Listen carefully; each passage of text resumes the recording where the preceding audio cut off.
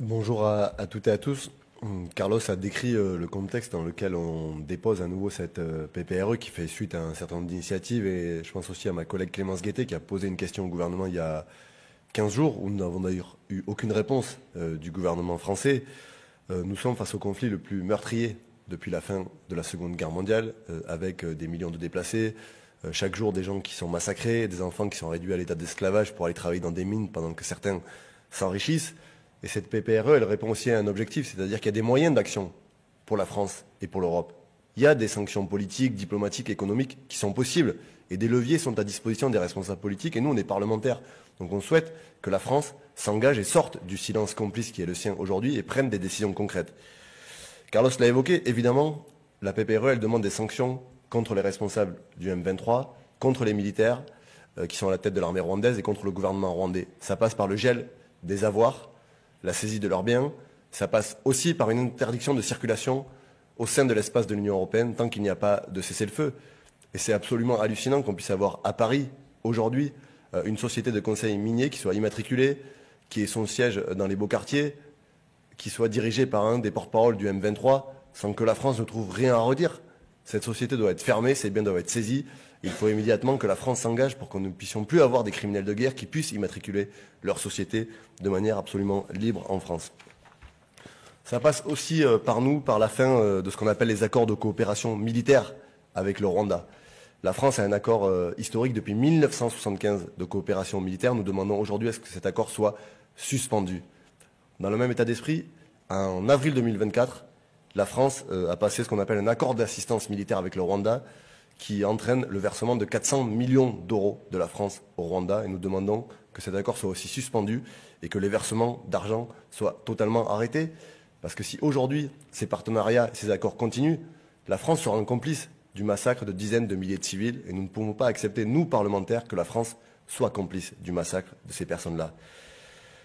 Également, mettre fin à la participation aux événements culturels et sportifs qui se tiennent au Rwanda, et notamment sur la question sportive, je vais en dire un mot, parce que depuis des années, le Rwanda utilise le sport, le cyclisme, la Formule 1, le basket, évidemment le foot, pour se refaire une virginité et se présenter à la face du monde comme un État respectable et fréquentable, alors qu'au même moment, son armée massacre des milliers de personnes.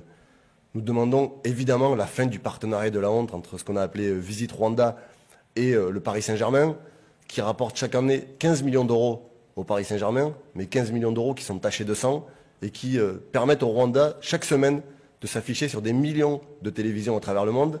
Ce partenariat, il est aussi passé avec Arsenal et le Bayern de Munich en Europe. Et nous appelons à une grande mobilisation le 6 avril prochain, dimanche, à 14 h, devant le Parc des Princes, pour mettre le Paris Saint-Germain face à ses responsabilités pour demander la suspension de ce partenariat.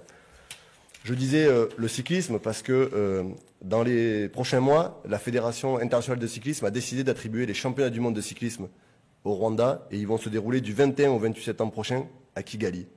Nous demandons à ce que la France et la délégation française ne participent pas à ces championnats du monde de cyclisme pour ne pas être complices de ce que fait aujourd'hui l'armée rwandaise. Et nous demandons d'ailleurs que la Fédération française de cyclisme mette la pression à la Fédération internationale pour faire en sorte que ces championnats du monde de cyclisme n'aient pas lieu au Rwanda mais soient déplacés ailleurs.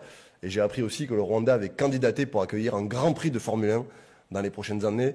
Et là aussi, nous serons très vigilants pour que le sport ne serve pas d'opération de blanchiment à des gouvernements qui se livrent à des atrocités. Évidemment, la condamnation très claire de l'exploitation des ressources naturelles dans l'Est de la RDC. Carlos l'a dit, cette guerre, elle a un objectif, piller les ressources naturelles de la République démocratique du Congo qui sont extrêmement riches et qui aujourd'hui servent à financer une armée criminelle et quelques dirigeants rwandais qui s'en mettent plein les poches. Au niveau européen, suspension de l'accord de coopération minière signé avec le Rwanda en 2024, ce qui est absolument pour nous aussi hallucinant, c'est-à-dire qu'en 2024, la situation n'était pas nouvelle. Et pourtant, l'Union européenne a signé un partenariat avec le Rwanda. Mais malheureusement, l'Union européenne n'est pas à son coup d'essai, puisque nous mobilisons aussi depuis des mois pour suspendre l'accord d'association entre l'Union européenne et l'État d'Israël au regard du massacre commis à Gaza. Et on voit que l'Union européenne préfère regarder ailleurs, privilégie ses intérêts, y compris financiers, alors qu'il y a des peuples qui sont massacrés. Et un embargo sur tous les minerais dits T3, qui sont aujourd'hui des minerais de guerre. Je pense au coltan, à l'étain, au tungstène et au cobalt, qui sont aujourd'hui, pour la plupart, extraits en RDC, acheminés au Rwanda et après exportés. Pour donner un exemple et illustrer ce qui se passe, 90% des volumes de coltan qui sont aujourd'hui exportés par le Rwanda proviennent de la RDC. Et des multinationales européennes et françaises sont complices, puisque Total est sur place et continue de verser des dividendes à ses actionnaires, et des dividendes qui sont aujourd'hui des dividendes de mort, puisque l'exploitation de ces mines, elle est permise parce qu'on a des armées criminelles, et notamment le M23 qui en a pris possession, et qui permet d'exporter les ressources au Rwanda pour financer tout ce qui se passe. Et enfin, dernier élément, suspension de tous les accords économiques avec le Rwanda.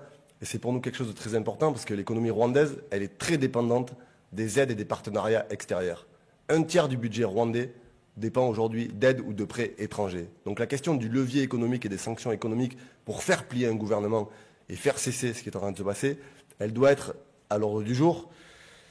Et je terminerai en disant que cette proposition, elle s'inscrit dans ce que nous croyons de la politique française, c'est-à-dire une action, pas d'indignation à géométrie variable, pas de double discours, mais véritablement une volonté politique de faire respecter le droit international. On ne peut pas avoir un président de la République et un gouvernement qui fait des leçons à longueur de journée sur les valeurs de la République, sur le droit international, sur la paix dans le monde, qui parle à longueur de journée de sanctions légitimes contre les oligarques russes, mais qui, sur d'autres conflits, ne prend pas de position, ne prend pas de décision, comme s'il y avait des conflits de seconde zone, comme s'il y avait des citoyens et des habitants du monde qui étaient des habitants de seconde zone et qui ne méritaient pas que la France s'engage pour sauver leur vie, parce que c'est de ça dont on parle aujourd'hui. C'est de sauver la vie de dizaines de milliers de personnes. Et j'ai évidemment une pensée pour toutes les Congolaises et les Congolais qui, en France, se mobilisent, sont inquiets pour leurs familles, leurs proches, pour leurs amis. Une pensée pour les Congolaises et les Congolais qui sont aujourd'hui dans le nord et l'est de la République démocratique du Congo, qui depuis des années vivent des persécutions, des déplacements, des viols, des agressions, la famine, des meurtres, qui aujourd'hui attendent d'un pays comme la France, attendent de l'Europe et des puissances occidentales qu'elles s'engagent et qu'elles soient aux côtés du peuple congolais pour stopper l'aventure criminelle du gouvernement rwandais et de ses milices, notamment du M23. Donc nous serons déterminés à mener la bataille et cette proposition de résolution, elle répond à tous ces objectifs. Et elle doit aussi permettre à ce que chaque groupe politique, Carlos l'a dit, se positionne, dise où il se situe dans le respect du droit international et que chacun assume à visage découvert ses positions sur ce sujet qui est pour nous un sujet sur lequel on se bat depuis de nombreuses années et sur lequel on va continuer à mobiliser. Merci.